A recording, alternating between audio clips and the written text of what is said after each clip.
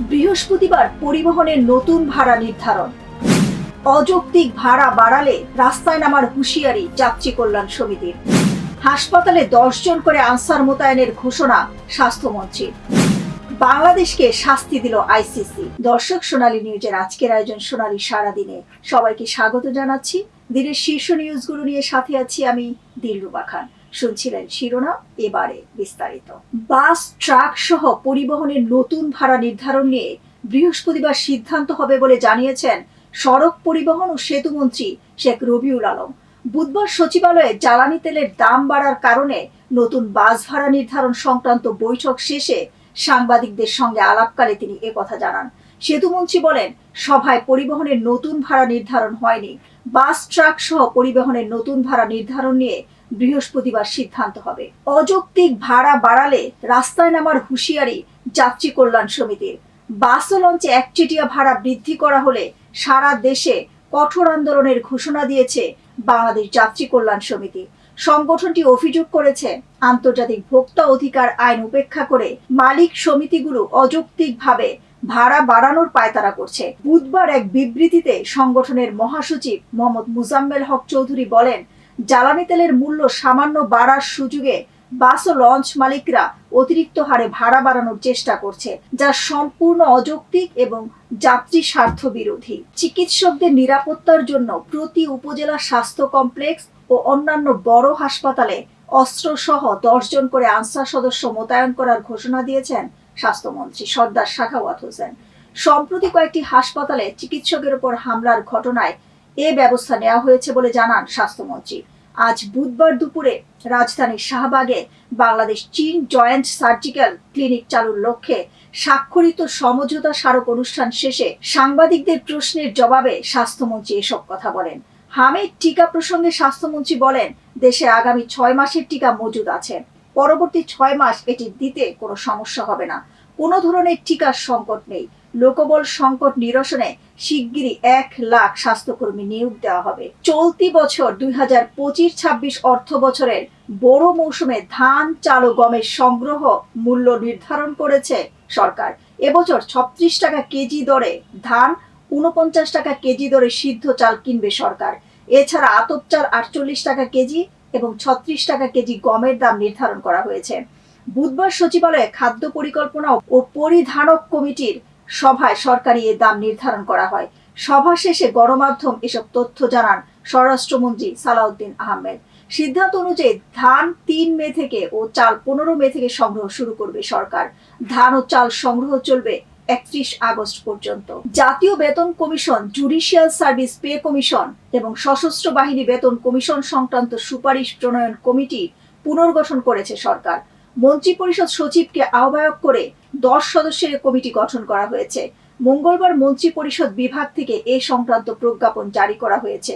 প্রজ্ঞাপনে বলা হয়েছে, সরকার জাতীয় বেতন commission 2025, Bangladesh judicial service pay commission 2025 এবং সশস্ত্র বাহিনী বেতন কমিটি 2025-এর প্রতিবেদন সংক্রান্ত সুপারিশ প্রণয়ন কমিটি পুনর্গঠন করেছে। ত্রয়োদশ জাতীয় সংসদের সংরক্ষিত নারী আসনে জামায়াত জোটের 13টি মনোনয়নপত্রের মধ্যে 12 জনের মনোনয়নপত্র বৈধ ঘোষণা হয়েছে, আর মনিরা শারমিনের মনোনয়নপত্র বাছাই স্থগিত করা হয়েছে।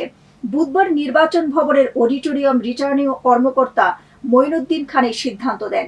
মনিরা শারমিন মনোনয়নপত্রে রিটার্নিং দাখিলের নথিতে সরকারি পে স্কেলে বেতন উত্তোলনের তথ্য দিয়েছেন, কিন্তু বিস্তারিত তথ্য কবে কোন প্রতিষ্ঠানে চাকরি করেছেন তার তথ্য না থাকায় বৃহস্পতিবার দুপুর পর্যন্ত বাছাই কার্যক্রম স্থগিত করেন তিনি। রাজধানীর তেজগাঁও থানার দায়ের করা বিস্ফোরক আইনের মামলায় 1.5 মাসের সন্তান সহ গ্রেপ্তার হওয়া যুব মহিলা লীগ নেত্রী মোসাম্মদ শিল্পী বেগম কারামুক্ত হয়েছেন। বুধবার দুপুর 12টার দিকে কাশিমপুর মহিলা কেন্দ্রীয় কারাগার থেকে মুক্তি পান তিনি। কাশিমপুর মহিলা কেন্দ্রীয় কারাগারের জেলার শিরিন আক্তার এ তথ্য নিশ্চিত করেছেন। এর আগে মঙ্গলবার সন্ধ্যা 7:15 দিকে শুনানি শেষে ঢাকার chief metropolitan magistrate Mohammad Mustafizur Rahman মানবিক বিবেচনায় শিল্পী বেগমের জামিন মঞ্জুর করেন।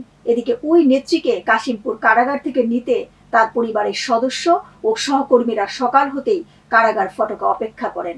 নারায়ণগঞ্জের সরকারি খানপুর 300 শয্যা বিশিষ্ট হাসপাতালের দালাল চক্রের বিরুদ্ধে যৌথ অভিযান পরিচালনা করেছে জেলা প্রশাসন ও র্যাব। বুধবার দুপুরে হাসপাতাল প্রাঙ্গণে এই অভিযান চালানো হয়। অভিযানে নারী সহ 3 জন দালালকে আটক করা হয় এবং ভ্রাম্যমাণ আদালতের মাধ্যমে তাদের বিভিন্ন মেয়াদে বিনাশ্রম কারাদণ্ড দেওয়া হয়। আটক ব্যক্তিরা হলেন খানপুর এলাকার মুজাম্মেল হক বাদল, বন্দর উপজেলার আম্বিয়া বেগম এবং পশ্চিম মাসদাইরের রাসেল। এছাড়া ফতুল্লার গাবতলী নতুন বাজার এলাকায় আব্দুল মান্নানকে 1000 টাকা অর্থদণ্ড দিয়ে ছেড়ে দেওয়া হয়। অভিযানে নেতৃত্ব দেন জেলা প্রশাসনের সহকারী কমিশনার ও নির্বাহী ম্যাজিস্ট্রেট মোহাম্মদ তরিকুল ইসলাম এবং RAB 11 CPA-1 company commander Mohammad Al Masud খান।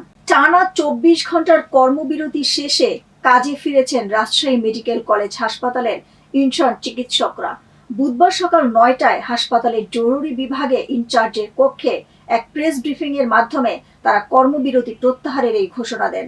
প্রেস ব্রিফিং এ ইনচার্জ চিকিৎসকদের পক্ষ থেকে জানানো হয়, হাসপাতালে চিকিৎসকদের জন্য নিরাপদ কর্মপরিবেশ নিশ্চিত করা এবং হামলাকারীদের বিরুদ্ধে প্রয়োজনীয় আইনি ব্যবস্থা নেওয়ার বিষয়ে হাসপাতালের পরিচালক সম্মত হয়েছেন। কর্তৃপক্ষের এই আশ্বাসের প্রেক্ষিতেই তারা কর্মবিরতি প্রত্যাহার করে নেওয়ার সিদ্ধান্ত নেন। ঘোষণার পরপরই সব ইনচার্জ চিকিৎসক তাদের নিজ নিজ ওয়ার্ডে ফিরে যান এবং চিকিৎসা সেবায় যোগ দেন।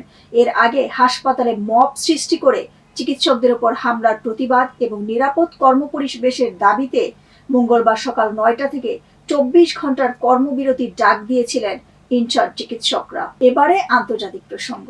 মধ্যপ্রাচ্যে চলমান সংঘাত ও ইরান যুক্তরাষ্ট্র ইসরায়েল উত্তেজনার প্রেক্ষাপটে হরমুজ প্রণালী দিয়ে চলাচলে কড়াকড়ি আরোপ করেছে ইরান।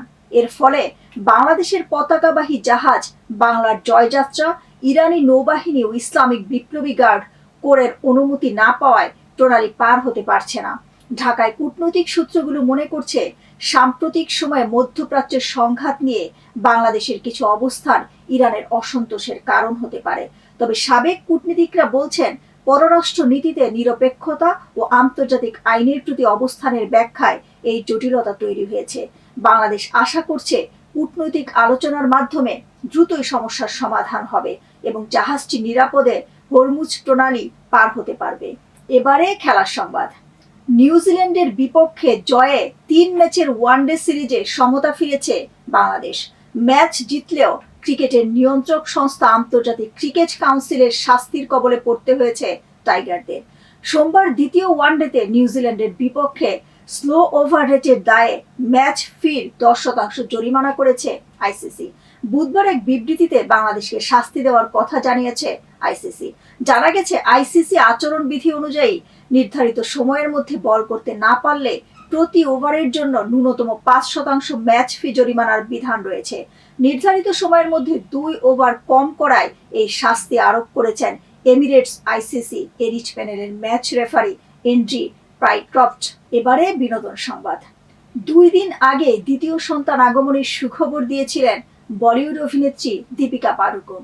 এবার দ্বিতীয়বার মা হওয়ার ঘোষণা দিলেন পশ্চিমবঙ্গের অভিনেতা দেবের চ্যালেঞ্জ সিনেমার নায়িকা পূজা বন্দ্যোপাধ্যায়। অভিনব কায়দায় অন্তঃসত্ত্বা হওয়ার খবর ভাগ করে নেন এই অভিনেত্রী। ইউটিউব চ্যানেলে পূজা যে ভিডিও শেয়ার করেছেন, সেখানেই দেখা গেল অভিনেত্রীর হাতে ধরা প্রেগন্যান্সি কিট আর মুখে অনাবিল হাসি। অন্তঃসত্ত্বাকালীন লাবণ্যে পরিপূর্ণ হবু মায়ের চেহারা। এই ভিডিওতে পূজা এবং তার অভিনেতা স্বামী কুনাল ভার্মা জানাল, মা বাবা হিসেবে আরেকবার জীবনে নতুন অধ্যায়ে প্রবেশ করতে চলেছেন তারা। দর্শক, আজ এ পর্যন্তই। সোনালী নিউজের সাথে থাকার জন্য ধন্যবাদ।